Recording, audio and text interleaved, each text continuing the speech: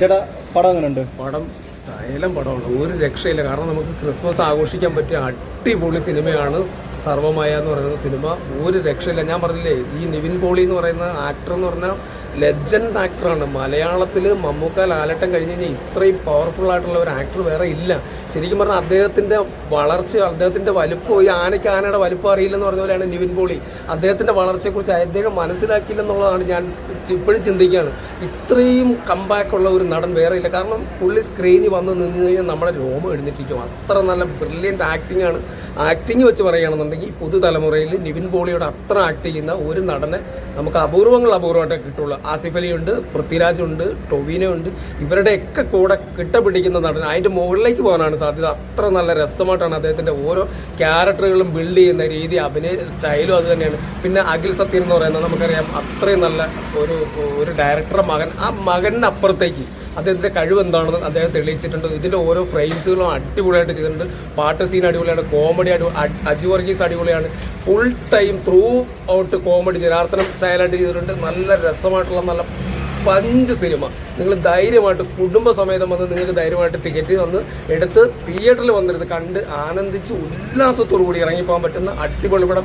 First half അടിപൊളിയാണ്, second half അടിപൊളിയാണ്. ഒരു ലാഭമില്ലാത്ത നല്ല സ്റ്റൈലം പടം, കിഡിലം പടം. ക്രിസ്മസ് ന്യൂ ഇയർ എന്തായാലും നിവിൻ പോളി തൂക്കി എന്നുള്ളത് കാര്യത്തിൽ യാതൊരു സംശയം വിചാരിക്കേണ്ട.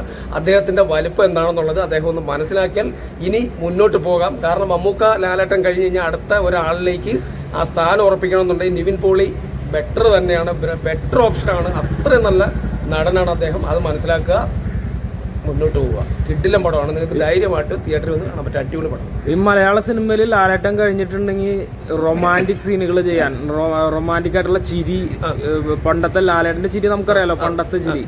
അതുപോലെ ഇപ്പം അത് കഴിഞ്ഞിട്ട് ലാലേട്ടൻ കഴിഞ്ഞിട്ട് പിന്നെ ഇപ്പം മലയാള സിനിമയിലുള്ളത് നിവിൻ പോളിയാണെന്നൊരു അഭിപ്രായമുണ്ട്. അത് ഞാൻ പറയട്ടെ, ഞാൻ നിവിൻ പോളിയുടെ ഒരു കട്ട ഫാനായിരുന്നു. കാരണം അദ്ദേഹം തിരഞ്ഞെടുത്തിട്ട് കുറച്ച് കഥകൾ വന്നപ്പോഴത്തേക്ക് നമ്മൾ ഓട്ടോമാറ്റിക്കലി അദ്ദേഹമായിട്ട് വിട്ടു. ഇഷ്ടം കുറഞ്ഞിട്ടല്ല, കഥകൾ നമുക്ക് ഇഷ്ടപ്പെടാതെ വന്ന കുറച്ച് സെലക്ഷൻ അദ്ദേഹം ഉണ്ടാക്കിയെടുത്താണ്. പക്ഷേ ലാലേട്ടനെന്നല്ല, ഇദ്ദേഹത്തിൻ്റെ ചിരിയെന്ന് മാത്രമല്ല, ഇദ്ദേഹത്തിൻ്റെ ആക്ടിങ് സ്റ്റൈല് നിങ്ങൾ ശ്രദ്ധിച്ചു നോക്കിയാൽ, അദ്ദേഹത്തിൻ്റെ പഴയ സിനിമകളൊക്കെ വന്ന കാലം തുടങ്ങിയുള്ള സിനിമകൾ നിങ്ങൾ ശ്രദ്ധിച്ചു നോക്കി, എന്ത് രസമായിട്ടാണ് ആ ക്യാരക്ടറിനെ ബിൽഡ് ചെയ്യണത്. പക്ഷേ അദ്ദേഹത്തിൻ്റെ കുറച്ച് ഇടപെടലും സുഹൃത്ത് ബന്ധങ്ങളും അദ്ദേഹത്തിൻ്റെ ആ ഒരു ഗ്രാഫിനെ താഴ്ത്തിയത് അദ്ദേഹം തന്നെയാണ്. പക്ഷേ മലയാളികളുടെ ഇടയിൽ നിന്നും ഈ നിവിൻ പോളി എന്ന ആക്ടർ ഒരിക്കലും പോയിട്ടില്ല. ഇനിയും തിരിച്ചു വരും. ഇനിയും കുടുംബ പ്രേക്ഷകർ, ഞാൻ പറഞ്ഞില്ല, ലാലേട്ടൻ കഴിഞ്ഞു കഴിഞ്ഞാൽ, മമ്മൂക്ക കഴിഞ്ഞു കഴിഞ്ഞാൽ അത്രയും രീതിയിൽ ഇഷ്ടപ്പെടാൻ സാധ്യതയുള്ള ഒരു ക്യാരക്ടറുള്ള ഒരു വ്യക്തിയാണ് നിവിൻ പോളി എന്ന് പറയുന്നത്. എല്ലാവർക്കും ഇഷ്ടമാണ്, മലയാളികളായിട്ടുള്ള എല്ലാവർക്കും നിവിൻ പോളി ഇഷ്ടമാണ്. ഒരു പ്രത്യേക രസമാണ് അദ്ദേഹത്തിൻ്റെ സ്റ്റൈൽ ആക്ടിങ്. പിന്നെ അത് സംസാരമാണെങ്കിലും ചിരിയാണെങ്കിലും എന്ത് രസം, നല്ല ക്യൂട്ടായിട്ടുള്ള ചിരിയാണ്. ഭയങ്കരമായിട്ട് ഇഷ്ടപ്പെടും നമുക്ക്. പക്ഷേ ഇനി ആ സ്ഥാനം നിലനിർത്തി വീണ്ടും ഒരു തിരിച്ചുവരവ്. കാരണം ഒറ്റയ്ക്ക് വഴിവെട്ടി വന്ന നടൻ എന്ന് പറയുന്നത് നിവിൻ പോളി തന്നെയാണ്. അതിന് യാതൊരു സംശയം വിചാരിക്കേണ്ട. ആരുടെയും റെക്കമെൻഡേഷനിൽ വന്ന് സിനിമയിൽ കയറിയ ഒരാളല്ല, വഴിവെട്ടി തന്നെ വന്നതാണ്. പക്ഷേ വഴിവെട്ടി വന്നപ്പോൾ അദ്ദേഹത്തിൻ്റെ വലുപ്പം ഇനി അദ്ദേഹം മനസ്സിലാക്കണം.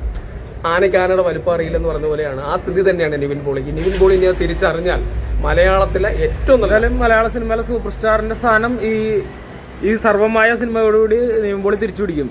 എനിക്ക് ഈ സൂപ്പർ സ്റ്റാർ മെഗാ സ്റ്റാറിനോട് എതിർപ്പുള്ള ഒരാളാണ്, സത്യമാണ് ഞാൻ പറയുന്നത്. അല്ല, പുള്ളിയുടെ സ്ഥാനം പുള്ളി തിരിച്ചു പിടിക്കും.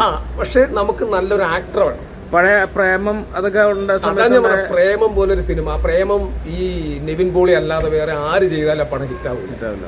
അത്ര രസമായിട്ടാണ്, അത്ര നല്ല പവർഫുൾ ആയിട്ടുള്ള നല്ല പഞ്ച് രീതിയിലാണ് അഭിനയിച്ചിരിക്കുന്നത്. ആ ക്യാരക്ടർ ബിൽഡ് ചെയ്യുന്ന രീതി എങ്ങനെയാണ്, ആക്ടിങ് എന്ന് പറഞ്ഞാൽ നല്ല രസമായിട്ടാണ് ചെയ്യുന്നത്. കാരണം ഇവിടുത്തെ പല നടന്മാർക്കും ഇല്ലാത്തൊരു കഴിവ് നിവിൻ പോളിക്ക് ഉണ്ടെന്നുള്ളത് ഉറപ്പിച്ചോ. എന്തായാലും മലയാള സിനിമയിൽ സൂപ്പർ സ്റ്റാറും മെഗാ സ്റ്റാർ അല്ല, നല്ലൊരു ആക്ടർ വേണം. തിലകൻ, അത് അങ്ങനെയൊക്കെയുള്ള ഒരു ക്യാരക്ടറിനെ ബിൽഡ് ചെയ്യുന്ന അത്രയും കഴിവുള്ള ഒരു നടനെ നമുക്ക് ഇനി ആവശ്യമാണ് മലയാളത്തിൽ. നിവിൻ പോളി എന്തായാലും തീർച്ചയായിട്ടും വിജയിക്കുന്ന കാര്യത്തിൽ യാതൊരു സംശയം വിചാരിക്കേണ്ട. എന്തായാലും അദ്ദേഹത്തിനോട് നമുക്ക് അദ്ദേഹം ചെയ്തിട്ടുള്ള പ്രവർത്തികളെല്ലാം നമുക്ക് ക്ഷമിച്ചുകൊണ്ട് ഒരു മാപ്പ് കൊടുത്തുകൊണ്ട് എന്തായാലും തിയേറ്ററിലേക്ക് നിങ്ങൾ കുടുംബസമേതം വന്ന് സിനിമ കണ്ടോ, ധൈര്യമായിട്ട് കണ്ടോ. അടിപൊളി.